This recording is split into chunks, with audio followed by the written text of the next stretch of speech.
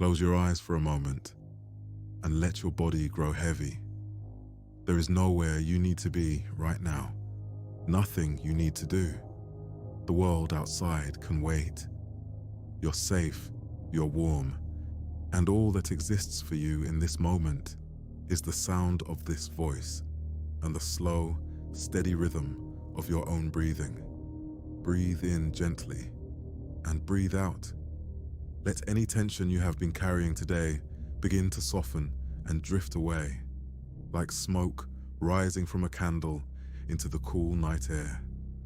We're going on a journey tonight, but it is a quiet one, a slow one, a journey not through space but through time, drifting back and back, far past anything you have ever known, into the deep and peaceful past of our world. Tonight, we're going to talk about the world that existed before Egypt rose to greatness. Now, when most people hear the word Egypt, their minds fill with tall golden pyramids catching the morning sun, with statues of great kings standing silent in the desert, with mysterious symbols carved into walls of ancient stone. Egypt has a kind of magic in our imagination, a feeling of being something truly old, truly grand, truly unlike anything else. And Egypt was all of those things. It truly was remarkable.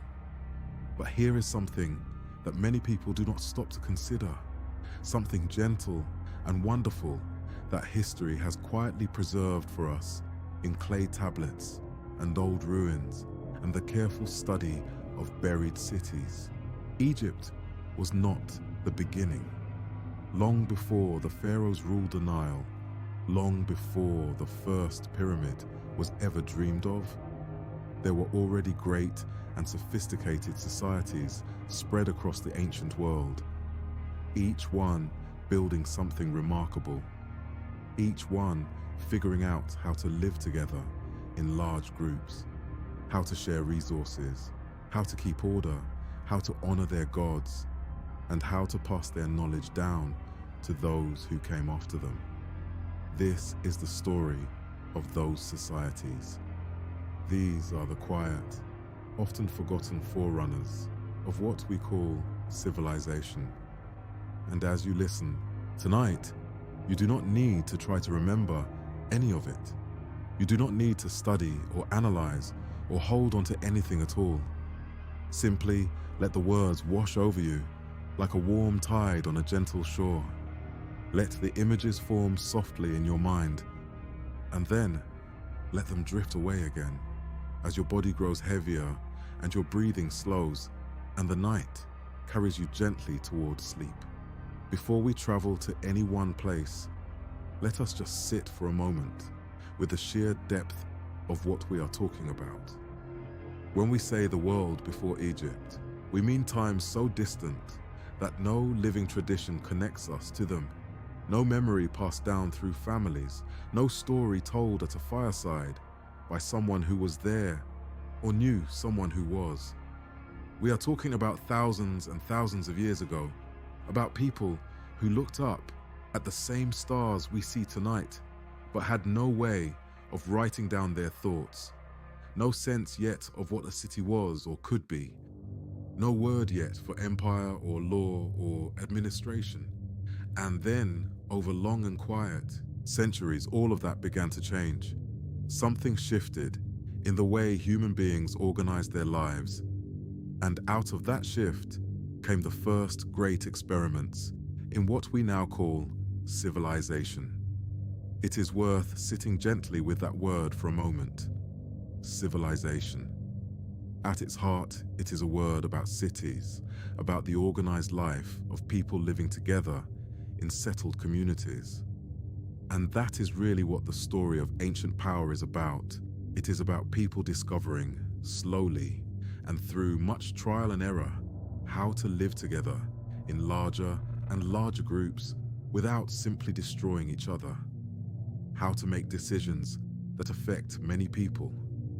How to distribute what is grown and made and gathered. How to settle disputes without endless violence. How to build things that are too large for any one person or family to build alone.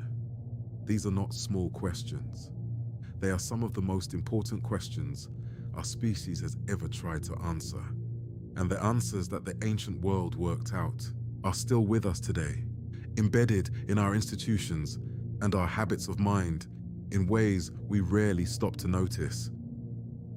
Something else worth noticing is how much of this story happens anonymously.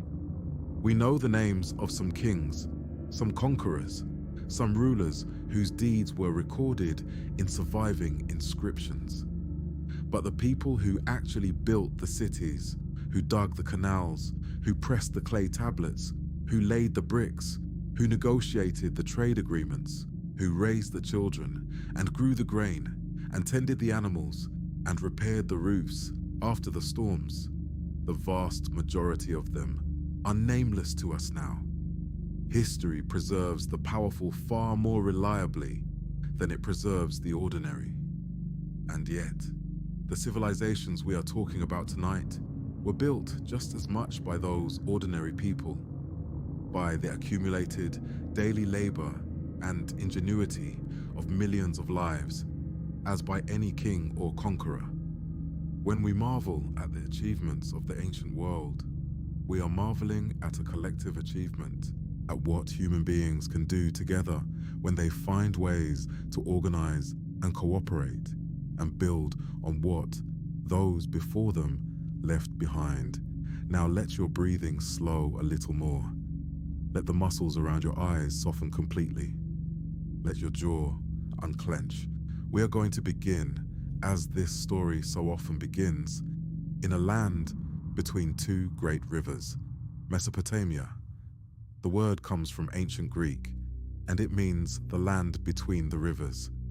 Those rivers were the Tigris and the Euphrates, and they flowed through a land that is today mostly part of modern Iraq, long before anything we would recognize as a city had ever been built anywhere on Earth. The flat, wide landscape of this region was one of the most fertile places in the ancient world. Rich, dark soil deposited by centuries of flooding.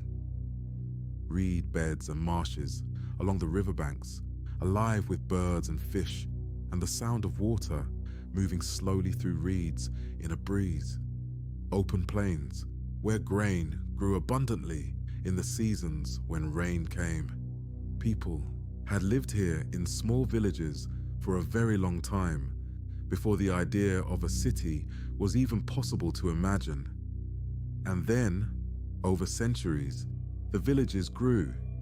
More people were born, and more survived childhood. Some settlements attracted more people than others, perhaps because of a particularly good position along a trade route, or reliable access to fresh water, or a tradition of skilled craft work that drew buyers from nearby regions. These growing settlements began to develop specializations. Instead of every family doing everything for themselves, some families became known for their pottery, others for their metalwork, others for their skill in managing the irrigation channels that brought water to the fields when rain was scarce. This kind of specialization made everyone's lives richer and more productive, but it also created new complexities. Someone had to keep track of who owed what to whom. Someone had to settle disputes about water rights and land boundaries and damaged crops. Someone had to organize the labor needed to repair a canal that benefited many families, but belonged entirely to none of them. The answer that slowly emerged in this fertile land between the rivers was the city. Not the city as we know it today, but the first rough version of that idea, a large settled community with a central authority, communal buildings, organized storage of food, and a population large enough that strangers lived side by side and still managed to find ways to get along. The city of Uruk was one of the first of these, and it was, by the standards of its time, something almost miraculous. Its great temple platform rose above the surrounding plain and could be seen from miles away. Its walls stretched out across the flat land. Inside those walls lived tens of thousands of people, a concentration of human life and energy and creativity that has simply never existed anywhere before.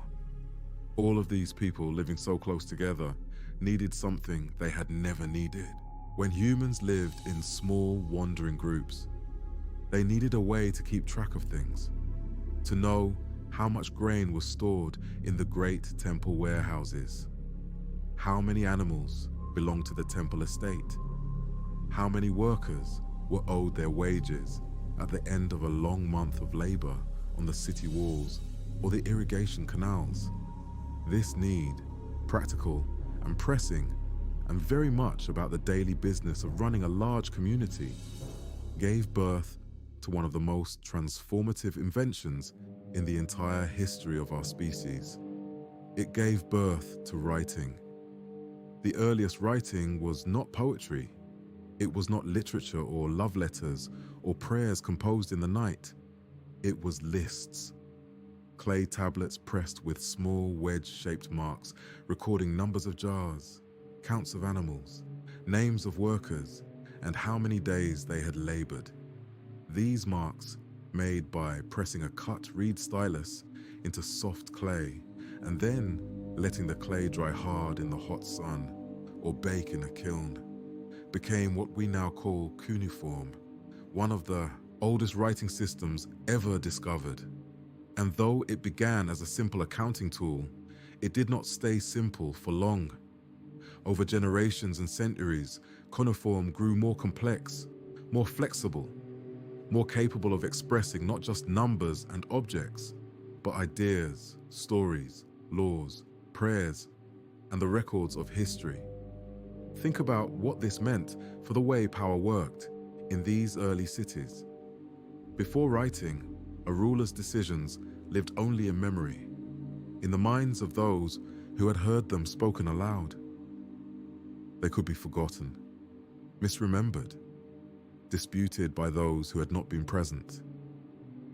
But once a law was pressed into clay and dried and stored in a temple archive, it became permanent. It could be consulted and referenced decades or even centuries later.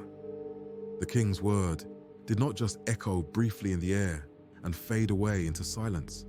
It was fixed, solid, enduring. Writing became one of the great foundations of organized government, and the civilizations that used it most effectively were, not by coincidence, the ones that grew most powerful and most lasting. As your breathing grows slower and more even now, let that thought drift gently through your mind. The idea of permanence, of reaching forward through time and leaving something behind. It is a very human impulse, and one we share across all the ages and all the cultures of our world. The scribes of ancient Sumer felt it just as we feel it now. The people of ancient Mesopotamia, particularly the group we call the Sumerians, were working out something that had never been worked out before on this scale.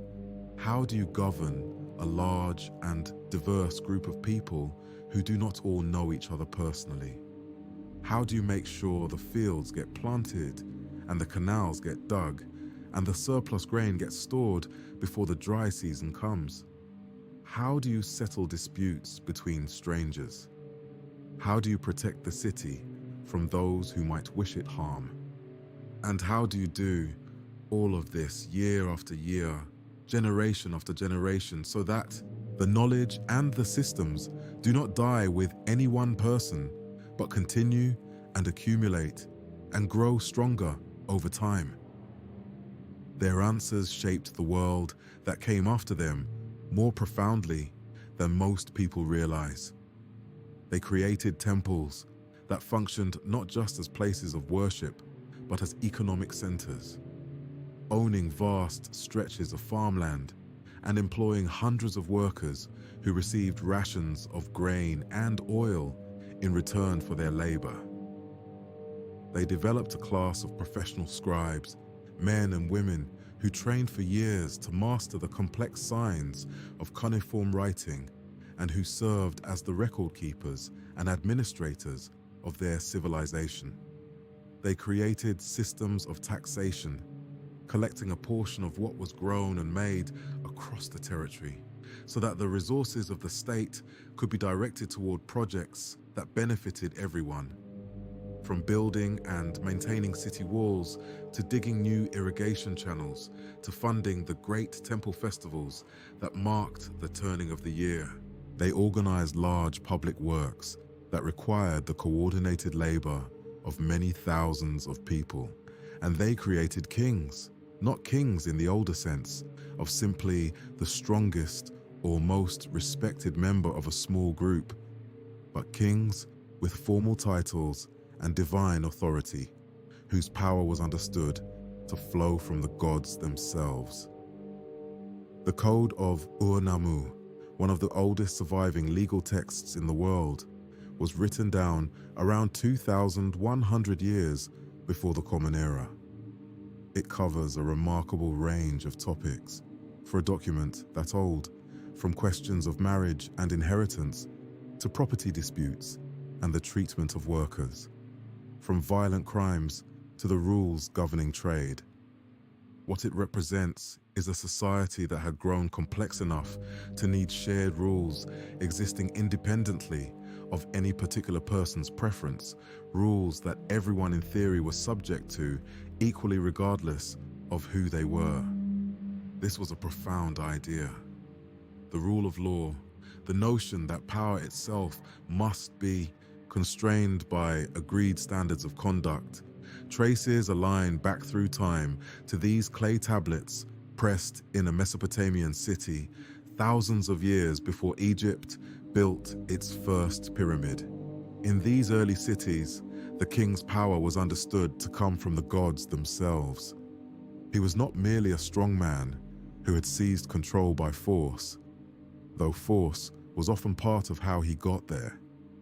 He was a divinely appointed intermediary between the human world and the divine one, responsible for maintaining the favor of the gods so that the rains would come at the right time, and the harvest would be good, and the city would be protected from enemies both seen and unseen.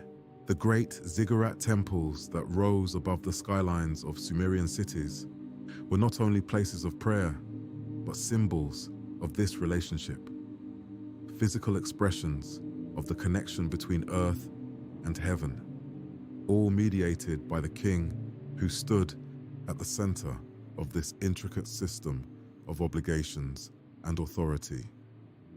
Let your mind hold that image for a just moment. A city by a river, thousands of years ago, the air warm and full of stars, a great stepped temple rising pale in the moonlight. Inside the storehouses, thousands of clay tablets recording the wealth and the debts and the obligations of an entire civilization.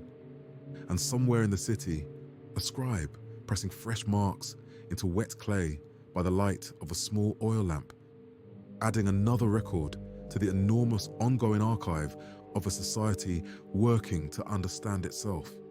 Then let the image soften and let it drift away. The most sweeping expression of Mesopotamian power came with a man named Sargon, who lived around the year 2334 before the Common Era. Sargon is one of the most fascinating figures in ancient history, a man who seems to step out of legend and into fact at the same moment.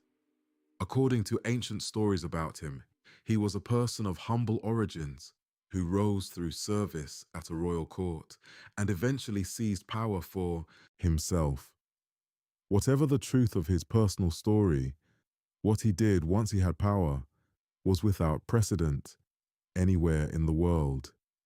He built an empire, not a city, not a kingdom controlling a single valley, but a true empire stretching from the Persian Gulf in the south to the mountains of what is now Turkey in the north, incorporating dozens of different cities and peoples and languages under a single authority for the very first time. This was the Akkadian Empire, named for Sargon's home city of Akkad, and governing it required him to invent entirely new forms of administration. He could not personally manage every city he controlled. He had to create systems, formal structures of authority capable of functioning even in his absence, even in cities he might never visit. He appointed loyal governors to run conquered cities.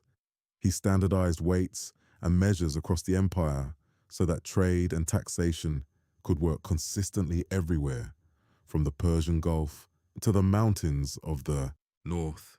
He developed a standing professional army, not just a seasonal levy of farmers who fought when needed and then returned to their fields, but a permanent force capable of moving quickly across vast distances to suppress revolt or repel invasion wherever it might arise.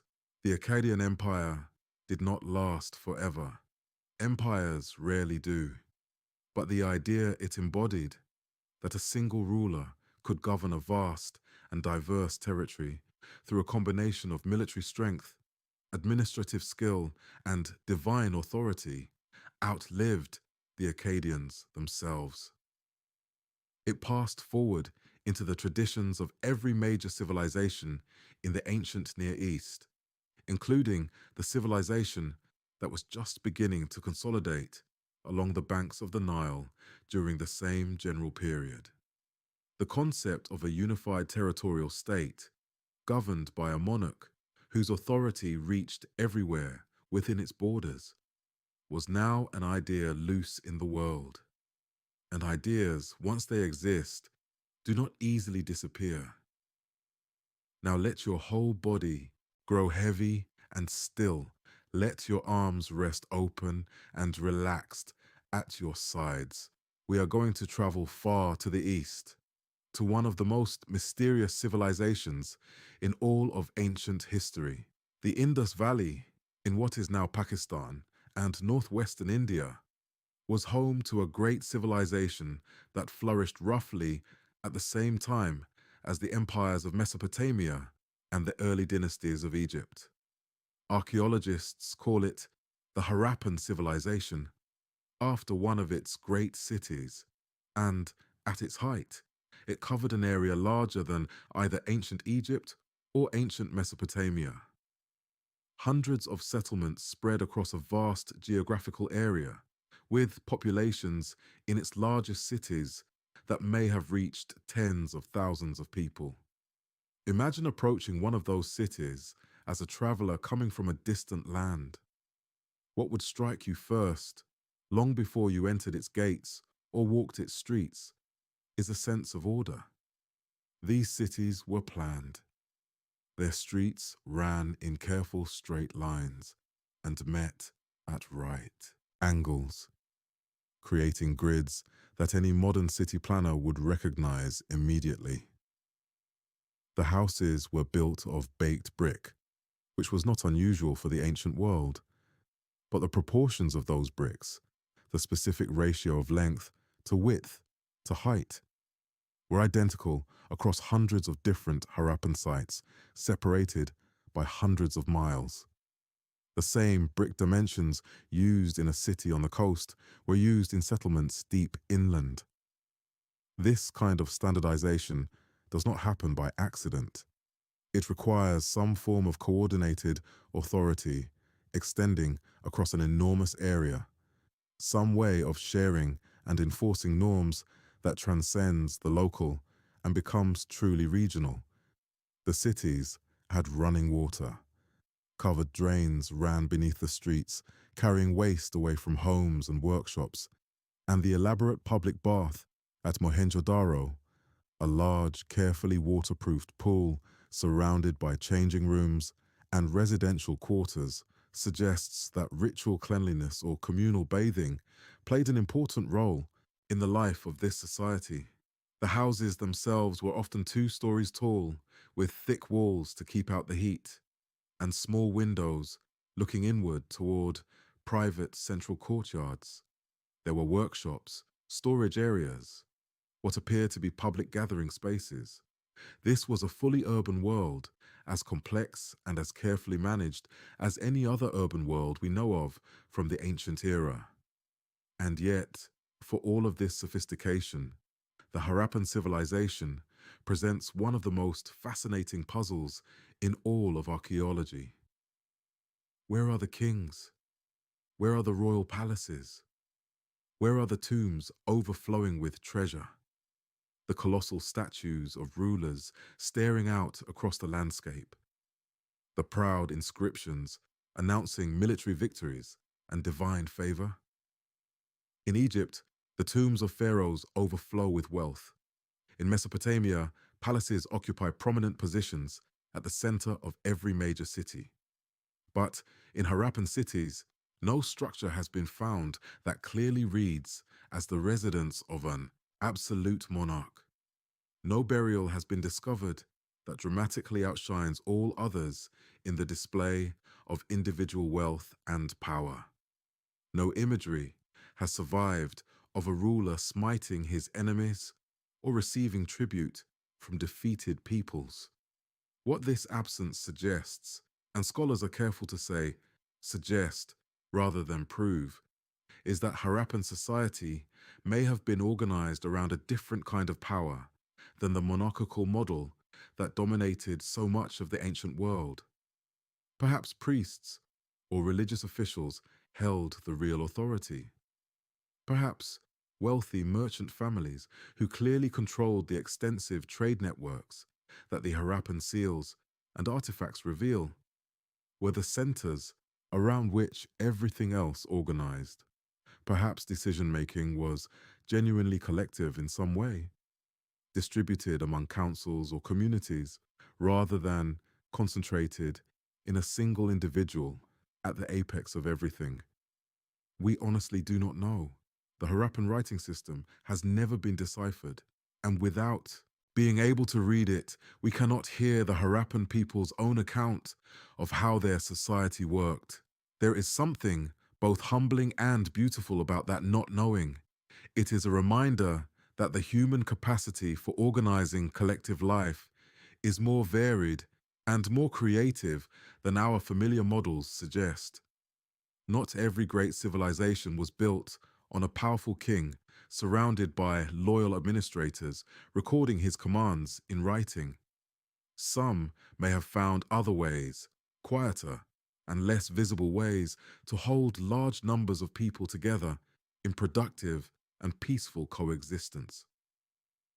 The Harappans built cities that endured for centuries and maintained remarkable stability across a huge territory.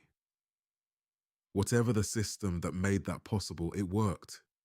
The Harappan civilization faded around 1,900 years before the Common Era, gradually and probably largely for environmental reasons, as shifts in monsoon patterns disrupted the agriculture that sustained their large urban populations. The great cities were slowly abandoned and eventually swallowed by the earth, not to be rediscovered for nearly 4,000 years. There is something peaceful about imagining that slow return, a great city gradually growing quiet, the streets emptying season by season, the sound of the river carrying less and less traffic, until finally the wind moves through empty rooms and the grass begins to grow between the carefully laid bricks. Breathe in very gently now, and breathe out. Let your shoulders fall completely. We travel next to a high and windswept plateau far to the northwest. But before we leave the Indus Valley entirely, let us stay with one more thought. The Harappan trade network stretched far beyond the borders of the civilization itself.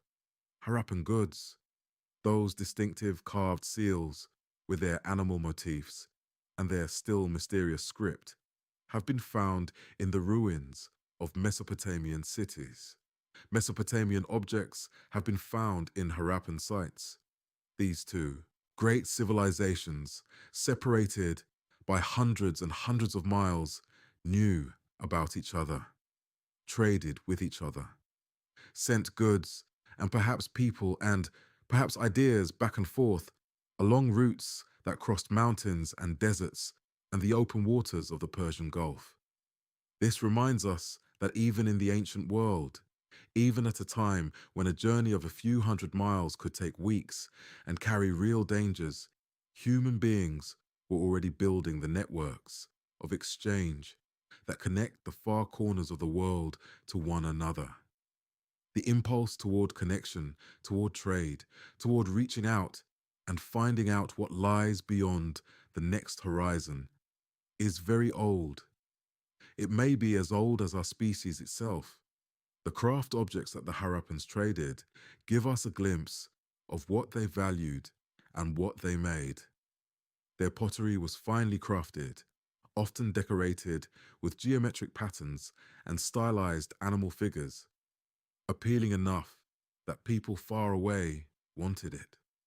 Their carved stone seals, small and precise and often depicting animals with extraordinary skill, a humped bull caught in a moment of stillness, an elephant rendered with quiet dignity, a rhinoceros that looks as though it might lift its head at any moment.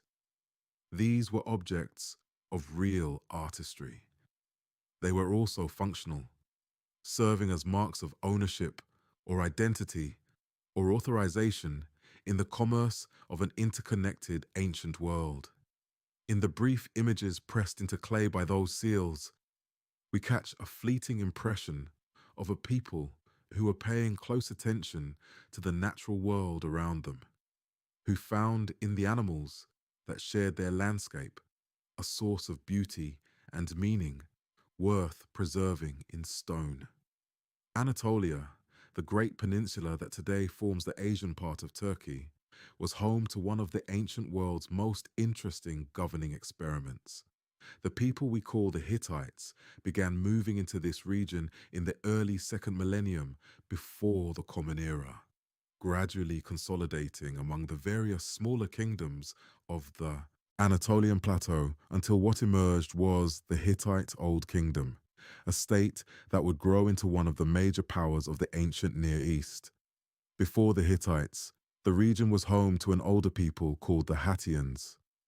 We know relatively little about the Hattians in detail, but we know something important about how the Hittites related to them. Rather than simply erasing the culture that had come before, the Hittites absorbed it. They kept many Hattian religious traditions. They preserved the Hattian language for centuries as a sacred tongue used in ritual, long after ordinary people had stopped speaking it in daily life. This pattern of absorption and preservation, of finding value in what came before and weaving it into a new identity, is one of the things that allowed Hittite civilization to develop the depth and complexity it eventually achieved. What makes the Hittites especially interesting in the story of how ancient societies organized power is something called the Pancus. The Pancus was an assembly of nobles and military leaders, a formal institution with real standing within the Hittite state. The king ruled, and the king's authority on most matters was genuine and substantial. But the Pancus had recognized roles to play, particularly around questions of succession and justice. And kings who were seen as acting arbitrarily or unjustly could face real consequences from the assembled nobility. A king who accumulated too many enemies within the Pancus was a king whose position was genuinely insecure. One of the most remarkable surviving documents from the Hittite Old Kingdom period is a kind of political address in which a king speaks directly to his successors and describes the proper relationship between the king and the Pancus. He warns future kings not to try to act as though their power is entirely without limits, not to make important decisions without the assembly's participation, Here is a ruler explicitly acknowledging, in writing, that legitimate authority has constraints, that governance requires consent and participation, at least among the elite, that a king who ignores this truth weakens the very foundations on which his power rests. It is one of the earliest surviving statements of a constitutional principle, and it is thousands of years old. Hittite legal codes, surviving in fragments, reveal a society that favored compensation and restoration over harsh punishment. If cattle were stolen, the law focused on returning what had been taken and making the injured party whole, rather than primarily on inflicting pain on the offender. There is a practical wisdom in this. Law that is understood as being about restoring social harmony is law that people are more likely to accept and cooperate with. Law that is understood as being primarily about terrifying people into obedience is law that breeds resentment and evasion. The Hittites seem to have understood this distinction and built their legal traditions accordingly. The Hittites were also the ancient world's most sophisticated practitioners of formal diplomacy.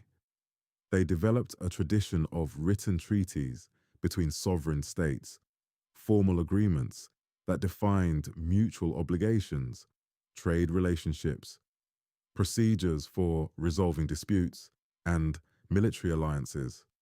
The most famous of these is the peace treaty made between the Hittite king Hattusili III and the Egyptian pharaoh Rameses II, ending a long and costly conflict between the two great powers of the ancient Near East. Copies survive in both Egyptian hieroglyphs on temple walls in Egypt and in Akkadian cuneiform on clay tablets found in the ruins of the Hittite capital. It is often described as one of the oldest surviving international peace agreements in the world. What this treaty represents, beyond its historical interest, is something deeply human. Two enormous states, each with its own gods and its own language and its own way of seeing the world, deciding that the costs of endless war are too high, that the future they want for their people is one of stability and trade, rather than of bloodshed and destruction. Deciding to sit down and work out the terms of peaceful coexistence in writing, to make those terms formal and binding and preserved. Whatever their differences in culture and belief, the Hittite and Egyptian rulers who signed that agreement were operating from a common understanding that lasting peace is more valuable than temporary victory. It is an ancient understanding, and it is still one we are learning. Let that thought settle softly in your mind as we drift now toward the coastal lands of the eastern Mediterranean.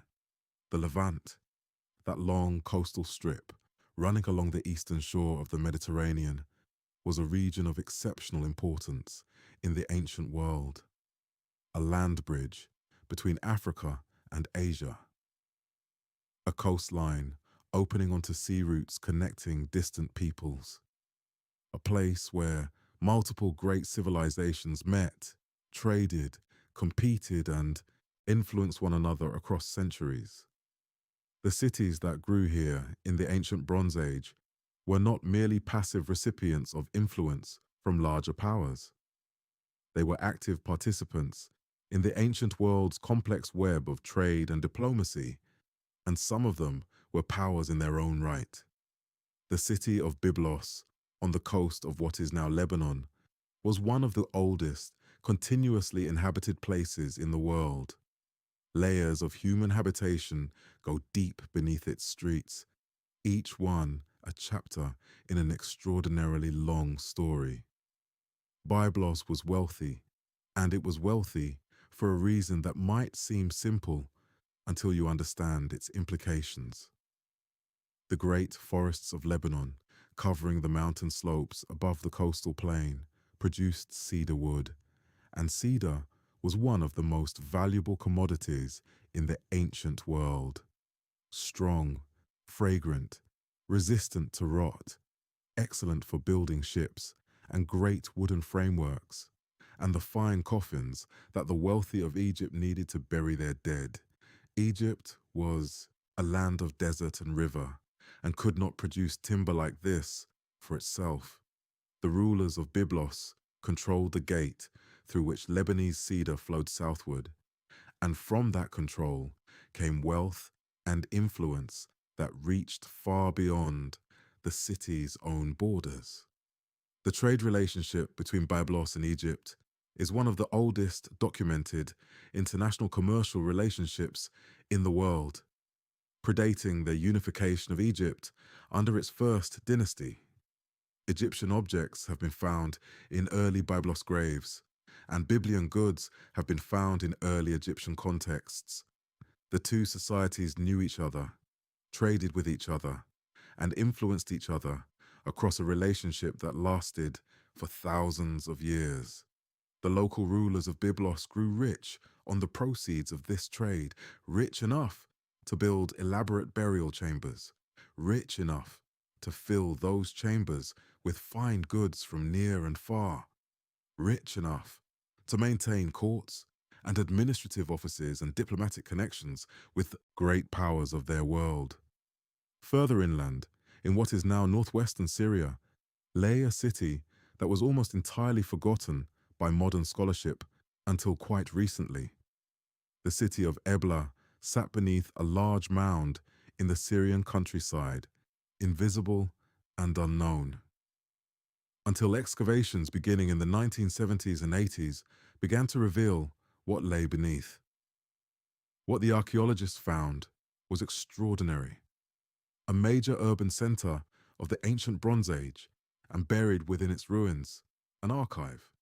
More than 17,000 clay tablets, many of them well preserved, written in a language called ablate, using cuneiform script, dating to around 2,300 years before the Common Era. These tablets opened a window into a kingdom that had been almost entirely lost to history. They revealed a state with a sophisticated bureaucracy, a well-organized military, and extensive diplomatic relationships with dozens of neighboring rulers and powers. Ebla controlled large agricultural territories and occupied a critical position on trade routes for metals and textiles and other valuable commodities. It negotiated treaties, received ambassadors, sent its own representatives abroad, managed the complex economics of a significant regional power in a volatile part of the world.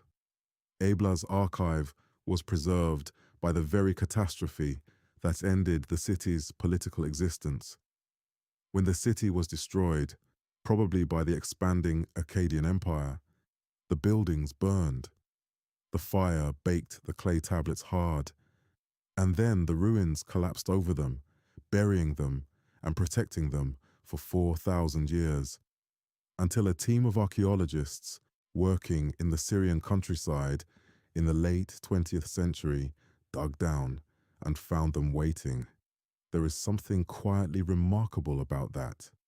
A civilization that fell in fire, preserved by that same fire, waiting in the dark for someone to come and read its records and give it back its voice.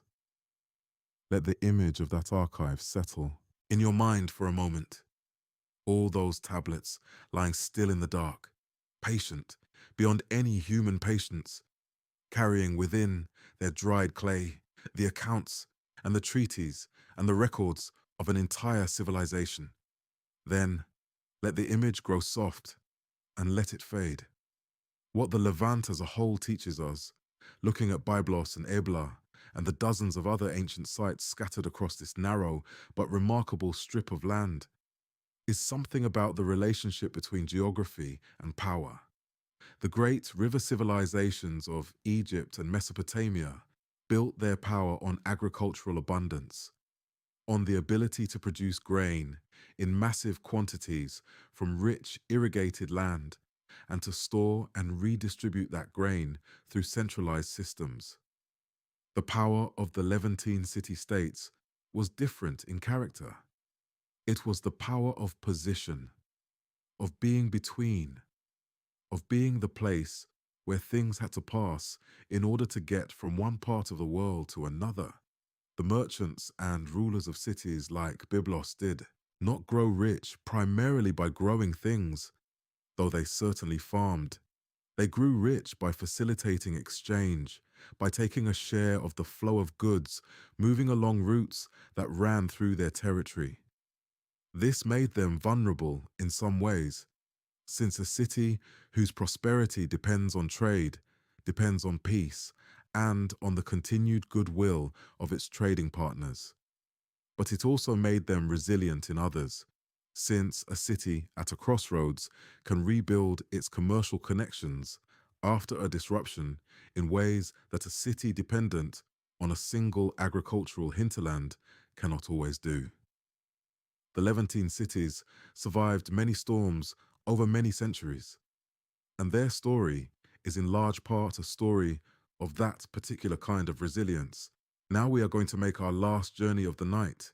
We are going to go south of Egypt, not north toward the Mediterranean, not east toward the mountains of Anatolia or the plains of Mesopotamia, but south along the great river, into the land that the ancient Egyptians called Kush, which we today call Nubia, the region that now forms southern Egypt and much of Sudan. And here we are going to find something that might surprise you: the kingdom of Kerma, a state that flourished from around 2,500 to 1,500 years before the Common Era, a full 1,000 years of history, during which it was not a minor tributary of Egypt or a simple source of raw materials to be exploited, but a genuine regional power with its own government, its own military, its own trade networks, its own art and architecture, and its own sophisticated political culture. Kerma was a peer of Egypt, sometimes a trading partner, sometimes a military rival, always a significant presence in the political landscape of the ancient Nile Valley. What made Kerma powerful was gold. The desert regions to the east of the Nile, in what is now Sudan, contained substantial gold deposits, and Kerma controlled the routes through which that gold moved northward. The ancient world, gold, was a commodity of such universal value and such strategic importance that whoever controlled access to it controlled a great deal of everything else. The pharaohs of Egypt needed Nubian gold desperately and were willing to fight for it, to trade for it, to build fortified posts along the Nile to secure their access to it. The rulers of Kerma understood this leverage and used it. The city of Kerma itself was a substantial urban center.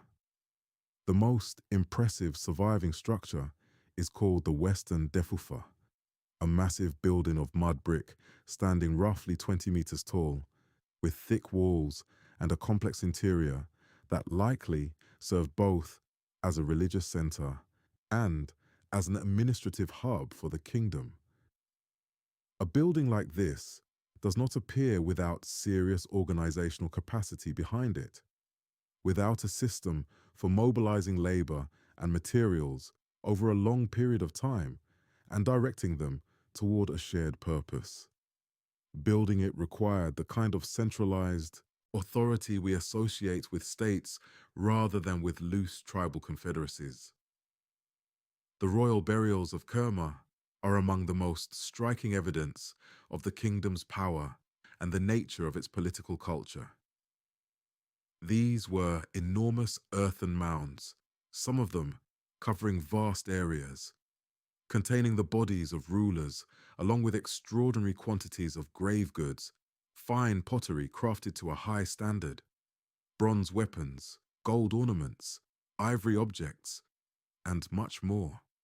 The scale of wealth represented in these burials speaks to a kingdom that controlled significant resources and a ruling class that commanded intense loyalty and devotion. Kerma engaged militarily with Egypt on multiple occasions, and Egyptian texts describe the people of Kush as a serious and formidable threat, the kind of language that in ancient official documents almost always signals real respect disguised as contempt. The relationship between Kerma and Egypt was long and complicated and deeply consequential for both sides. There were periods of vigorous trade when goods and perhaps ideas and artistic influences flowed in both directions along the Nile. There were periods of alliance when the two states found common cause against other threats. And there were periods of open warfare when Kerma's armies moved northward and Egyptian garrisons scrambled to defend positions they had thought secure. Kerma was never simply passive in this relationship. It was an active participant, sometimes the initiator, projecting power into regions that Egypt considered its own territory. What makes Kerma important in the larger story we are telling tonight is this.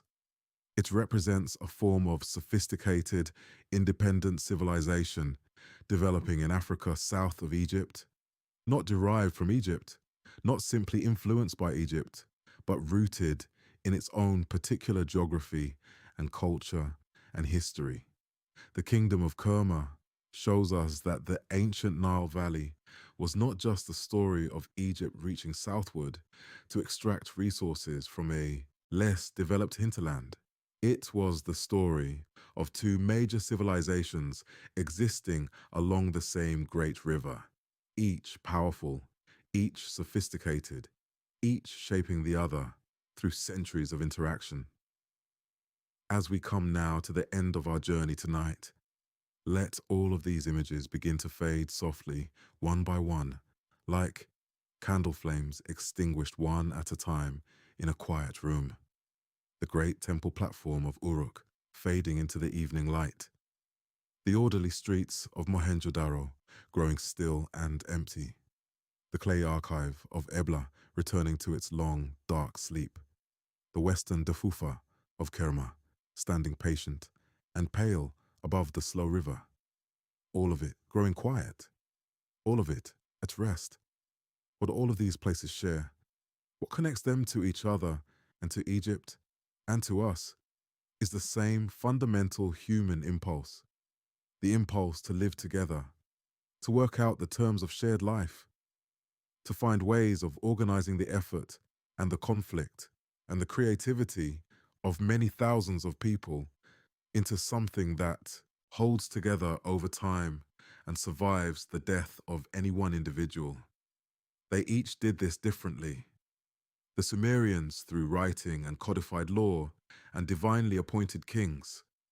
The Harappans through standardized planning and perhaps some form of collective authority that left its mark in infrastructure rather than in monuments. The Hittites through a combination of royal power and aristocratic assembly that acknowledged even the greatest ruler has limits. The people of the Levant through trade and diplomacy and the leverage that comes from sitting at the crossroads of the world. The rulers of Kerma through the projection of sacred authority and control over the most precious resource their world knew. None of these were perfect societies. All of them contained inequalities and injustices and suffering. But all of them were genuine experiments in the endless human project of figuring out how to be together. And when Egypt rose to the greatness we now associate with it did not rise from nothing. It rose in a world that had already been working on these questions for thousands of years.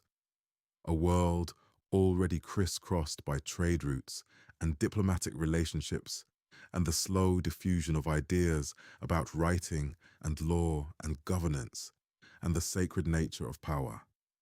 The pharaohs inherited a world already full of accumulated wisdom, and their genius lay in drawing on that inheritance, transforming it and surpassing it, and making from it something that was uniquely and durably their own. Think about what it must have felt like to be a scribe in early dynastic Egypt, learning to write hieroglyphs, learning the forms and formulas of royal administration.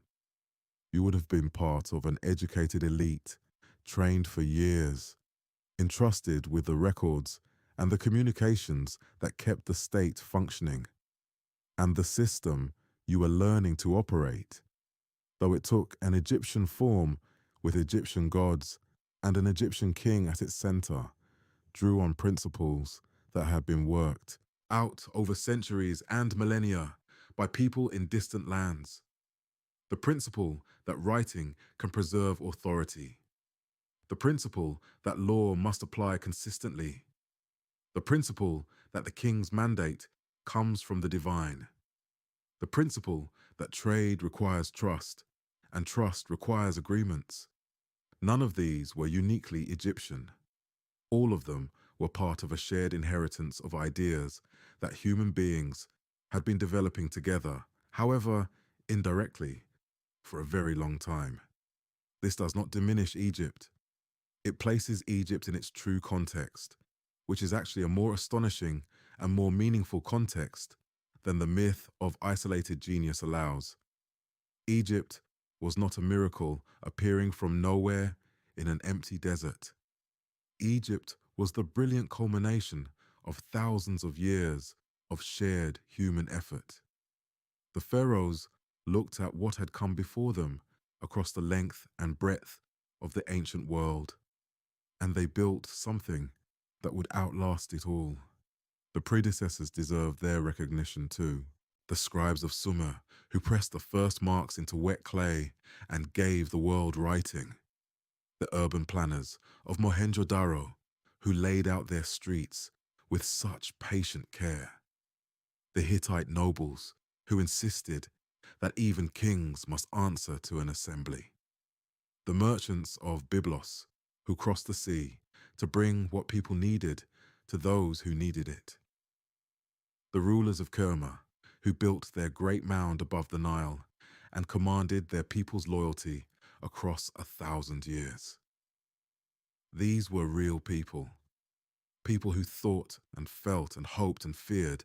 People who were trying, as we are still trying, to make something good and lasting in a world that is always changing. Tonight, you have traveled among them for a little while. You have heard their distant voices carried forward through the long corridors of time. And now it is time to let them rest. And to let yourself rest. Let your body grow very heavy. Let your arms and legs sink completely into the warmth that holds you. Let your jaw relax and your forehead smooth, and your eyes rest very still behind their closed lids. Let any thoughts that come drift up without your following them, like leaves carried briefly on a current of warm air, and then settling again gently to the ground. You're warm, you're safe, you're held by the night and by the quiet and by the deep, ordinary miracle of being alive in this particular moment of a very long story. All of history is at rest. The clay tablets are still and cool in their ancient earth. The stone cities stand silent in whatever moonlight falls on them. The great rivers move through their dark valleys with no one watching. The gold is still in the desert hills. The cedar forests still breathe on their mountain slopes above the sea, and you are at rest within all of it. One small warm presence in a river of time that has been flowing since long before you arrived and will continue long after you are gone, carrying everything forward, holding everything together, patient and enduring and always moving toward the sea. Sleep now. Let the darkness take you gently. The world before Egypt is at peace. And so, at last, are you. Good night. Rest now. The ancient world has nothing left to ask of you tonight. It asks only that you carry it forward into morning, gently, the way you carry any dream. Not in the details, but in the feeling of having traveled far, the feeling of having seen something true about where we all came from. Sleep deeply, sleep well, and when the morning comes, it will come quietly, as all good mornings do, and you will be ready.